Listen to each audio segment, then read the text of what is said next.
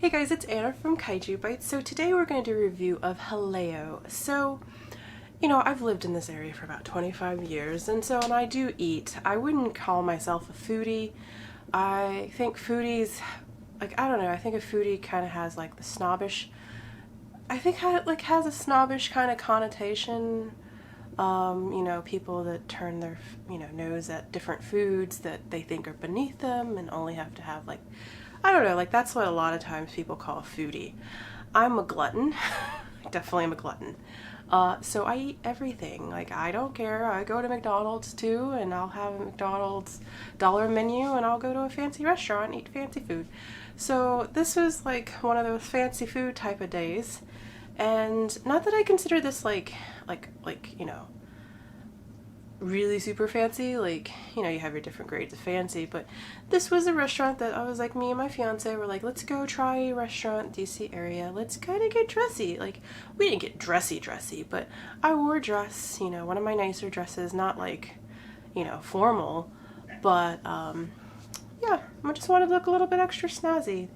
And so Chris also got a little snazzied up, he wore khakis and a shirt and a nice shirt, and the dress code actually is kind of casual here. There were people that were fresh off the streets, just wearing jeans and they just look like local tourists. So don't think that you have to get dressed up or be beyond business casual or up. I made the reservation through Open Table, and I got my Open Table points, but also it's funny because on Open Table you can say what your occasion is, anniversary, wedding, whatever, and they have a spot for date night. So I just selected date night, not even thinking about it. Well, they called me the day of and they were we noticed that you put date night. Is there any other special occasions? And I was no, just a date. And so yeah, it was kind of cool that they called, and he verified. He's do you have any special dietary needs? And we're just making sure that you're still coming, to confirm the reservation and such. So that was a nice touch. And so we went there. Traffic wasn't terrible for Northern Virginia. And we actually, there's 3 locations in the DMV. So you have a Bethesda, you have one that's actually in DC, and then the Crystal City, which is also locals know it as Crystal Cities, but it's Arlington, Virginia. Pretty close to Reagan.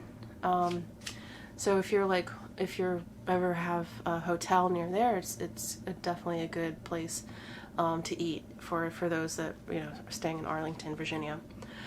So we picked that one because DC parking is hectic and crazy, and I honestly didn't want to pay $30 for parking. I can find cheaper lots, but I was Crystal City is more manageable. And actually, the parking lot that was across the street from Jaleo, I think it was 2351 Crystal Drive. Don't quote me on the address, but Chris was oh, there's parking. And when I took the ticket, I was oh, it's 20. It's probably going to be $20. But actually, after 4 p.m. and on weekends, parking was free. So yay, free parking. So that's awesome. And so if you want to make your reservation, just make it after 4 p.m. or on the weekends, and you have free parking if you're driving in. I don't know if there's I think there is a metro close by, but I don't know. And so yeah, we got our reservation and we got sat, and it's a beautiful place. I'm still kind of getting used to videoing, and I actually brought the big camera that I shoot on, because I was let's bring the big camera, but I always feel I'm still getting used to YouTubing, and I feel like a dork, video, standing in the hall just videotaping. But yeah, but anyways, beautiful place. Just so many rich colors, and just I don't know, it's a fun and beautiful restaurant. We got kind of sat in the back, and that was fine. Actually, it was a little private, little clove, which I could take video just more discreetly. And and so they have it's a tapas bar.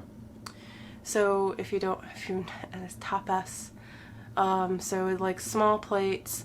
And so they had restaurant week last week, but they decided to continue that menu, so they had that menu. But like we had a very sweet waitress, but it seemed like they had a team. Like sometimes we had like it was people in like suits that looked managerial, but they were like working just as much as like the wait staff to make sure everybody got served. They were like checking, taking dishes and stuff like that. So he came, and actually he, because our waitress, I guess, was attending on the table, and he was like, well, how are you guys? Do you know what you want? And so we were waiting for our waitress, but we figured we'd ask him because he worked there. We were like, so what's the difference between the restaurant menu and like the Jaleo Classic favorite? I think that's what they called like the cheapest chef tasting menu. And he's like, well, if you're super hungry, I suggest getting the chef's classic menu. But if you're like, not that hungry, he's like, I'd get the restaurant menu. Like, he's like, it still would make you, it'll still keep you satiated, but it's not as much food. And so we end up going with just the regular chef, the lowest level. I think it's the chef Jaleo like classics. And so it's $55 per person. And, and I like, because tapas, this is like maybe my second time going to an actual tapas bar, or a tapas bar, but a tapas restaurant. And so I noticed that they do like to pace your entrees, pace your plates. But first we ordered drinks after we ordered the menu, what menu we wanted. And what did I get? It's called the Emily? I think it was called, I have to relook, I need to double check. I think it's called the Emily. Chris got a beer, and I forgot what the first beer he got. The second beer he got was called the Claire. And really good drinks, beautiful drinks. I mean, they really, like, the one thing that this restaurant does well is presentation. I mean, everything was just presented so beautifully. And they definitely know how to use the colors, and I don't know, it's beautiful. Like, anything that we had was not presented badly. Like, everything we had was presented beautifully. And so we got our drinks, really good. I wouldn't say it's my favorite drink I've ever had, because it wasn't like, I usually don't get gin based drinks, but I'm like, whatever, let's try it. It sounded good. It was good. So I wrote everything that we got down, but not necessarily in the order. But our first, I think our first two were, oh God, if you know me, I don't speak Spanish, and I have a horrible, I don't pronounce things well, but the first two things we got were pan de crystal con tomato. Basically it was toasted crispy bread, and kind of like, it was almost like bruschetta, like it had the tomato on it. I'm not huge with like eating bruschetta or like anything like that, but it was still really good. And then this one wasn't on the menu. I think what they did was they kind of like had some of the selections of their, because they have like a cured meat section, and I think this plate was more of like a few, like just two of the, like, I know one was chorizo and one I think was just like a regular sausage, and these little like tiny breadsticks. And so yeah, so they had that. That one wasn't on the menu, so there was no like name for it. Oh, I forgot the bread. They gave us bread. It wasn't warm, but it was still good bread. The olive oil is superb there. Like, it was on point. Like, I could probably just like eat the olive oil straight out of the bottle. It was so good. But yeah, so moving on. I don't remember the placement of the other. I think we got these, and this was probably my least favorite of the night, was the endives with goat cheese, orange, and almonds. I did not dig that at all. I still ate them. I just didn't dig them, and I forgot what it was paired with. Because it was that and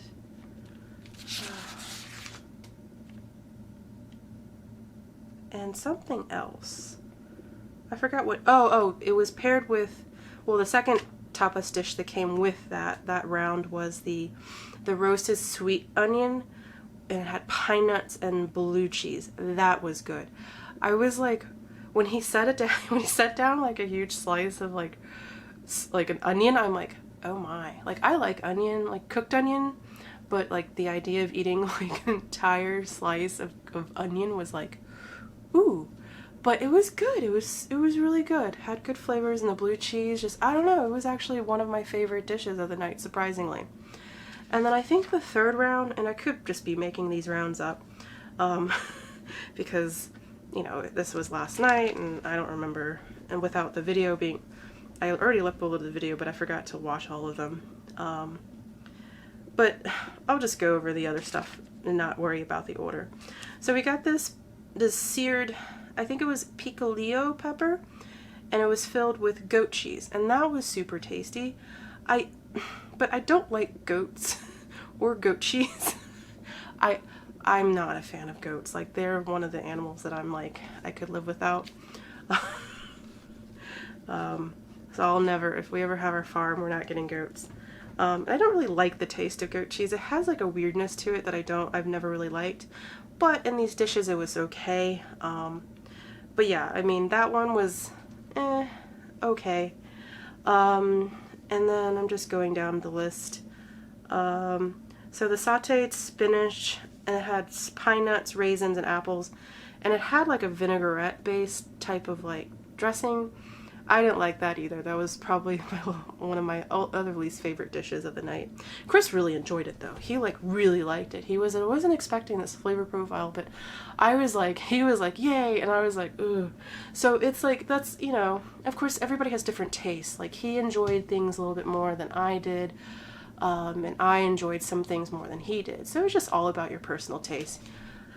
The cauliflower, I actually, like, it was shocked. I actually liked the cauliflower. It was sauteed cauliflower with dates and olives and, oh, it had smoked paprika on it. That actually was really good. Of all the vegetable dishes, I was actually shocked that I enjoyed it, because I don't really like olives. But the sauteed dish didn't really taste like olives, because sometimes I feel like olives kind of overwhelm dishes, but it really didn't overwhelm the sauteed, it didn't overwhelm the cauliflower. So like the fried, they brought all the fried dishes together out, and so the first fry was the chicken croquettas, and they were really good. They're not my favorite croquettas I've ever had. I still think that goes to the Cuban joint, the Cuban, what is it called? Cuban Tastings down in Spotsylvania. I think they, what? Cuban Cravings. Did I say Tastings? Oh, Cuban Cravings. Which is, I still think they have like the best croquetas in this area so far that I've had. And then they had these little spicy, I'm not even bothering with the Spanish. There was slightly spicy chorizo wrapped in crispy potato with membrillo aioli. Those things were pretty good. I'm not, like, I have to say, I'm not a chorizo person. I've kind of known that for a while, but I mean, I would still eat it. But I don't know, I'm not really strong with chorizo, but that was pretty good. And of course, like, my new favorite thing in my life was the dates. They had bacon wrapped dates, and they were fried. They were so good.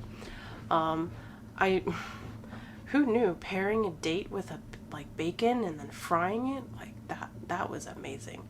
I really could just, probably not healthy to eat like a whole platter of those, but they were so good. They were amazing. That's probably my favorite. Then they had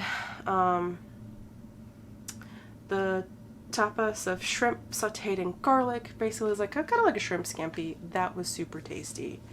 And then what was it? Oh, I think there was this chicken with parsley puree, and that was like the parsley puree didn't really have any taste. It just tasted like kind of grilled chicken. It looked like almost like teriyaki chicken. It wasn't teriyaki, definitely not, but it just tasted like chicken and had like green parsley on it, green puree, but nothing that, like, the puree didn't really seem to add any flavor to it.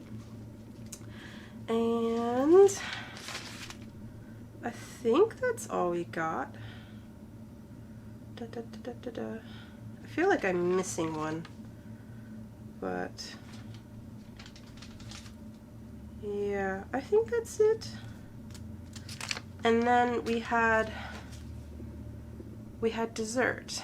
Now, I've heard about the dessert because I watched, you know, like when they had it at Disney Springs, a lot of reviewers went to the Disney Springs location because the Disney vloggers do that.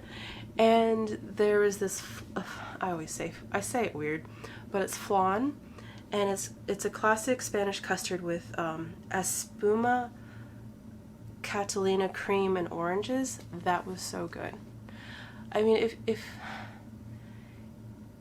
it had it tasted like, I guess with most flan, it's super sugary. It has like that little syrup, but this flan was just, it's hard to describe, but it was so good.